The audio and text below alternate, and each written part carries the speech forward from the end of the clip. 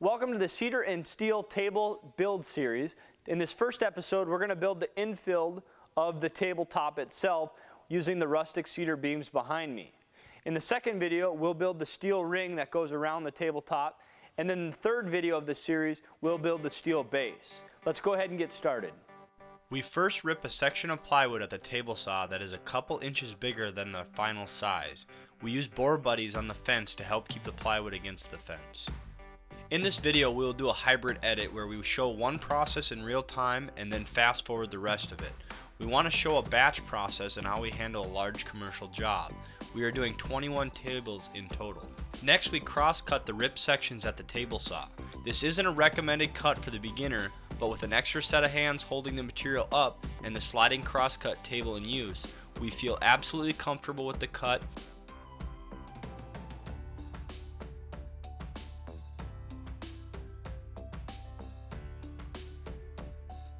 Next, we moved to the cedar. We placed the rustic side down and planed them to a 1/2 inch thick. With the cedar at a 1/2 inch thick and the plywood at 3/4 of an inch thick, it will be a perfect dimension combination for the 1 1/4 inch square tubing we will complete in the next video. After planing, we need to joint one edge nice and straight. We do this at the Powermatic joiner. Take a look at the bed of the joiner. We are using a homemade joiner modification we did in a previous video. This keeps the material nice and tight at the base of the fence. With one edge nice and true, we can place that edge against our table saw fence and cut them to width. We again use the board buddies to keep the material on the table saw surface and also up against the fence. It is really nice having a second set of hands on a project like this. Matt is catching all the material on the back end and stacking them in 2 different piles.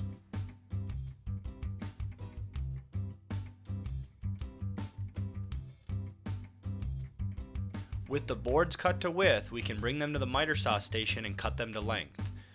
We will first cut one end nice and square, and using our fence system, we set a stop block to make this process go extremely fast.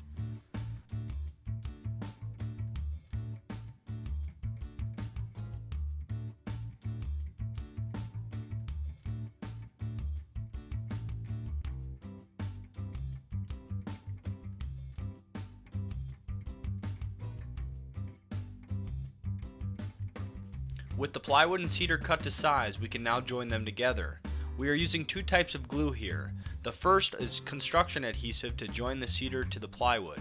We pick this over regular wood glue because we don't have to clamp it, and we use a small notch squeegee to lay it down, just like we lay down tile. We then use regular wood glue in between the cedar boards. We keep everything in place as we go with 23 gauge pin nails.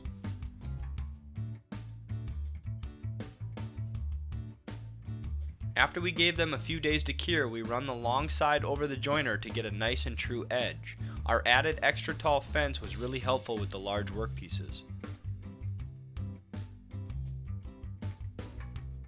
Using our woodpecker story stick, we find the center of the blank and then mark the left and right side of the table. We want the workpiece to be symmetrical, so we need to cut a little off at each side. You may also notice we fill the knots and voids with black tinted epoxy.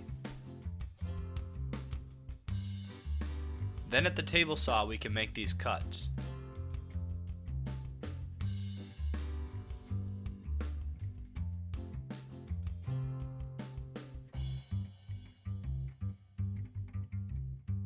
Before cross-cutting the blanks, I added a little lubricant to the table. This helps the material slide nice and smooth. Using the cross-cut accessory for my table saw, I can set a stop block for one side of the cut and then use the fence for the other side.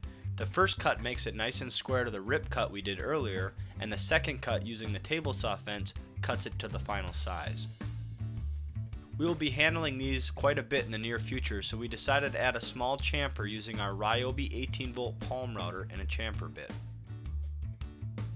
With the cedar being rough cut and rustic, there are some spots we need to take a block plane to bring it down to the other board's thickness.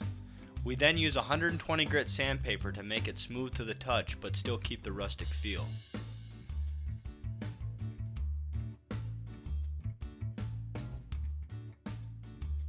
This rustic cedar was very thirsty. We did 2 full strength coats of poly and applied it with a paint roller, and when those cured, we thinned out the next 2 coats to get it nice and smooth.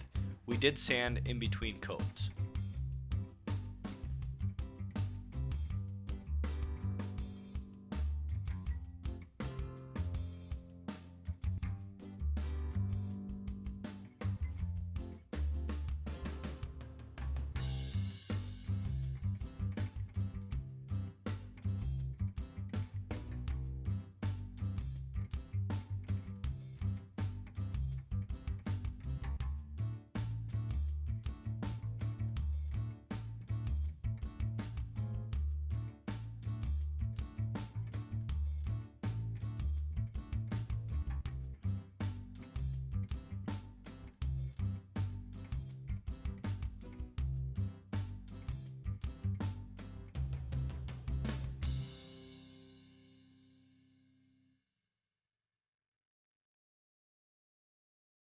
Well, we hope you guys enjoyed this build video. If you don't want to miss anything else, go ahead and click the subscribe button.